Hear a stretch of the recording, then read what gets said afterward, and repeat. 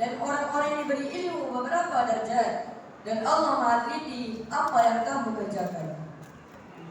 Jika kita soroti sejarah perkembangan ilmu pengetahuan dan pembangunan tamadun sama ada timur atau di barat, kita akan dapati betapa besarnya peranan yang dimainkan cendekiawan-cendekiawan Islam dan alim ulama. Hadirin rahimakumullah, siapakah ulama? Ibnu Jarir At-Tabari mengungkapkan dalam kitab tafsirnya Jami'ul Bayan bahawa yang dimaksudkan dengan ulama adalah seorang yang Allah jadikan sebagai pemimpin atas umat manusia dalam perkara fikih, ilmu, agama dan dunia. Ulama ialah mereka yang bertakwa kepada Allah.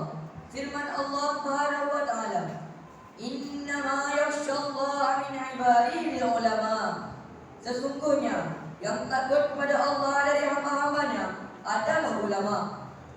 Tanpa ketakwaan, seseorang itu tidak mendapati ciri ulama yang disebutkan di dalam Al-Quran. Maka tidak ada bedanya dengan ahli-ahli kitab Bani Israel yang mengetahui isi kandungan Alkitab, tetapi mereka menyelewengkannya dan tidak beramal dengan ajarannya. Semoga kita ajungi Allah yang sifat ulama ahli kitab Bani Israel yang ditempatkan Allah dalam banyak surah di dalam Al-Quran. Antaranya firman Allah Ta'ala, "Atamuruna an-nasa bil birri wa tansawna anfusakum wa antum tatluna al-kitab, afala ta'qilun." Mengapa kamu suruh orang lain mengerjakan kebaktian sedang kamu melupakan diri kewajibanmu sendiri, padahal kamu baca Alkitab Taurat? Maka tidakkah kamu berfikir? Hadirin yang dirahmati Allah, sabda Nabi sallallahu alaihi wasallam dalam sebuah hadis yang diriwayatkan Abu Darda radhiyallahu anhu, "Man salaka tariqan yatlubu fihi ilman, salakallahu bihi tariqan min turuqil jannah." Aku mendengar Rasulullah sallallahu alaihi wasallam bersabda, "Barang siapa meniti jalan untuk menuntut ilmu, maka Allah akan memudahkannya jalan ke syurga." Hadis riwayat Abu Dawud. Ulama adalah penyambung risalah nabi-nabi dalam memandu umat Islam. Kehilangan mereka adalah satu kerugian yang besar pada umat, kerana hilangnya obor yang dapat mencerahkan manusia dari belenggu kejahilan. Maka perlunya pada usaha yang jitu dan bersungguh-sungguh dalam memastikan umat Islam tidak keputusan golongan berilmu. Sekolah-sekolah agama dan institusi pendidikan Islam perlu dipelihara dengan amanah. Jika tidak, akan berlakulah fenomena orang jahil diangkat sebagai pemimpin, seperti yang disabdakan oleh Nabi sallallahu alaihi wasallam, "Inna Allah la yaqbidu ilma intiza'an yantali'uhu min al-ibad, walakin biqabdil ulama, hatta idza lam yubqi 'aliman ittakhadha an-nas ru'usan juhalan fasu'ilu fa'aftau bighairi ilmin fadallu wa adallu." Sesungguhnya Allah tidak mencabut ilmu dengan mencabutnya dari hamba-hambanya.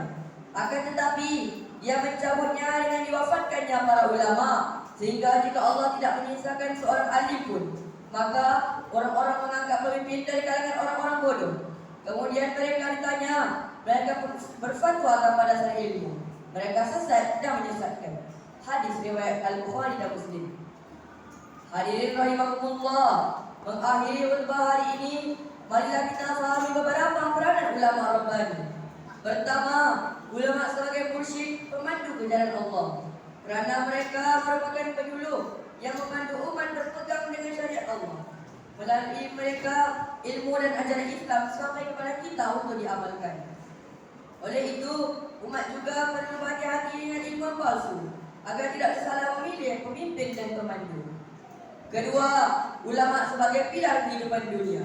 Umat memerlukan kepada ulama bukan hanya dalam urusan hubungan dengan Allah, tetapi dalam urusan dengan sesama manusia pun perlu panduan wahyu melalui penjelasan para ulama yang rasikh dalam ilmunya. Ketiga, ulama sebagai penjaga kemuliaan dan kesucian agama Islam. Para ulama juga merupakan benteng yang berfungsi melindungi kemuliaan dan kesucian agama Islam, termasuklah menolak dan membantah berbagai syubhat yang dilemparkan kalangan yang hendak merosakkan Islam melalui penyebaran fahaman menyeleweng. Sebagaimana ditegaskan oleh Allah dalam surah Al-Furqan ayat 52, "Fala tuti'il kafirin wajahidhum bihi jihadan kabira." Maka janganlah engkau taati orang-orang kafir dan berjuanglah terhadap mereka dengannya Al-Quran dengan semangat perjuangan yang besar.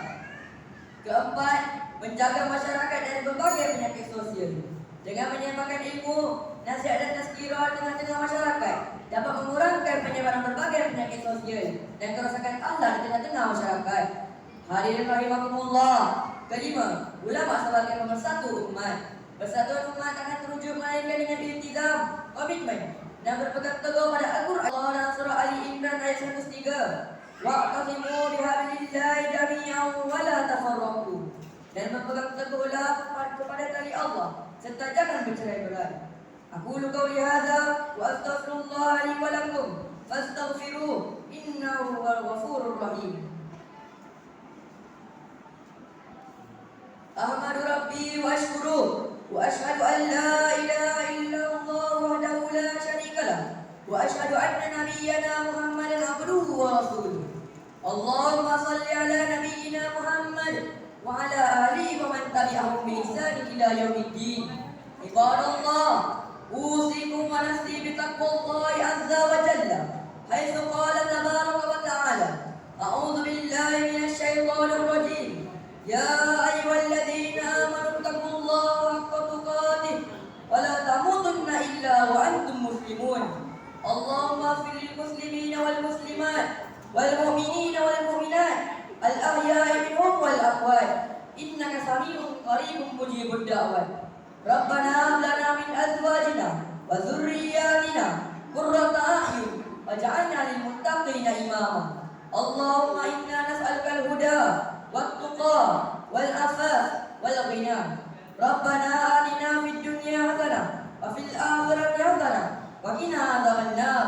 وصلى الله على نبينا محمد وعلى آله ومن تبعهم بإحسان إلى يوم الدين. وآخر دعوانا أن الحمد لله رب العالمين.